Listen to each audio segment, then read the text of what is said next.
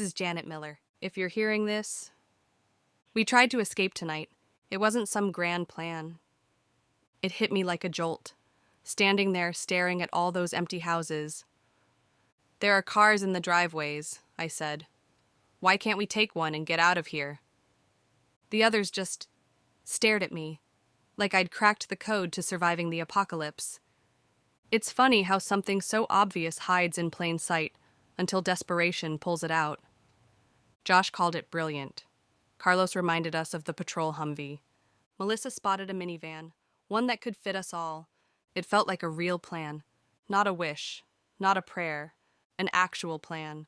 We found the keys hanging in the kitchen, and yeah, the stench in that house was unbearable. Everything in the fridge was rotting.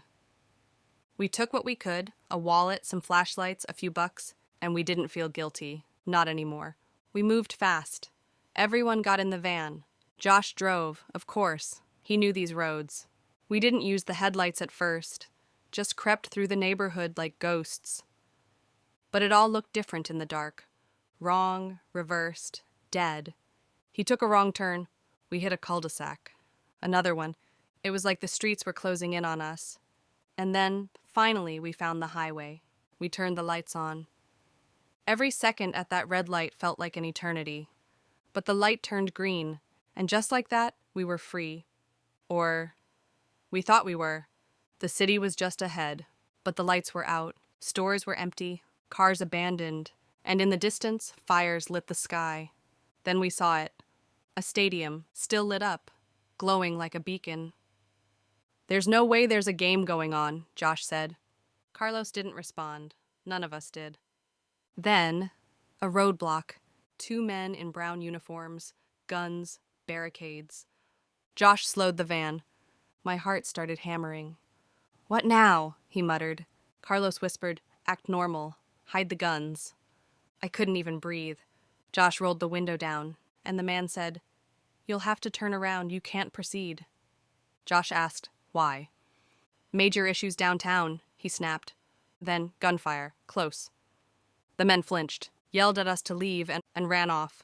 We didn't wait. Josh threw it in reverse. We were gone. We thought about going to Melissa's place, but Richard knows her address. And if he's working with them, we couldn't risk it. Josh said there might be remote areas west of town. So we drove, into the dark. A gas station appeared like some kind of oasis. Carlos pumped the gas. I went inside. Melissa and Angela came with me. Josh, too. We needed supplies, beef jerky, water, gum, anything we could find.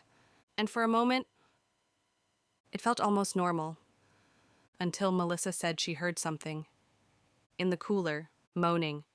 Josh opened the door, and something moved inside. Something alive. Carlos checked the stockroom.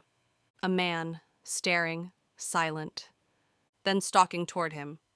"Shut the door!" I screamed. We locked him in, but I knew what I saw. "It's the beginning phase of the virus," I told them. "They get quiet, sluggish, but they don't stay that way." Carlos didn't believe me. Not fully, but Melissa did. We've seen it before, the way it starts, and how it ends.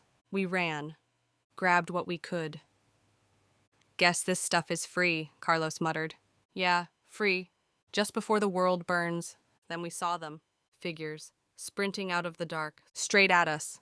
Josh screamed, "Get in!" Carlos fumbled with the keys. We barely made it.